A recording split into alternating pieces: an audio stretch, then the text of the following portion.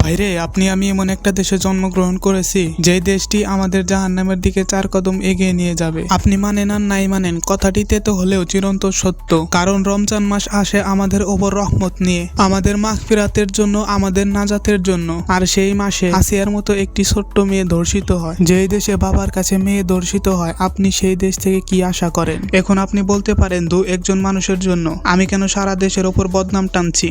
আমি দেশকে না, পুরো বাঙালি জাতির ওপর বদনাম দিচ্ছি।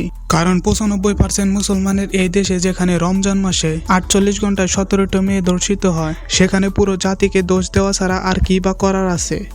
তবে এখানে যে শুধু ছেলেদের দোষ, সেটা বললেও হয়তো ভুল হবে। কারণ আমাদের এই সোনার দেশের সোনার টুকরা মেয়েরা যেই হারে বেপর্দা হয়ে রাস্তাঘাটে চলাফেরা করে, এ থেকে এটাই স্পষ্ট হয় যে এ সকল ঘটনার জন্য শুধু ছেলেরা নয়, ছেলেদের চেয়ে মেয়েরাই বেশি দায়ী। এখন আমি যদি আপনাকে বলি বাজারে গিয়ে 100 টাকার ডাল কিনে আনতে, তাহলে আপনি সেই 100 টাকা দিয়ে যতগুলো ডালের দানা ঘরে নিয়ে আসবেন, তার চেয়ে বেশি চোখের গুণা ঘরে নিয়ে আসবেন।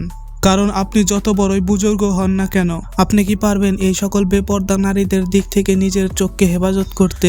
একজন দুজন হলে না হয় মানা যেত, কিন্তু শত শত বেপর্দা নারীর মধ্যে?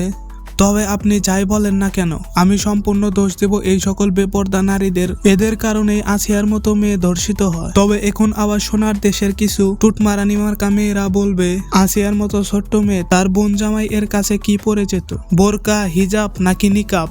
তো বলে কি টুটমারানিরা নিজেরা তো বেপর্দা হয়ে চলবা, আবার এই সকল কথা বলবা? তোমাদের বাসায় কি বাপ ভাই নাই, তারা কিছু বলে না?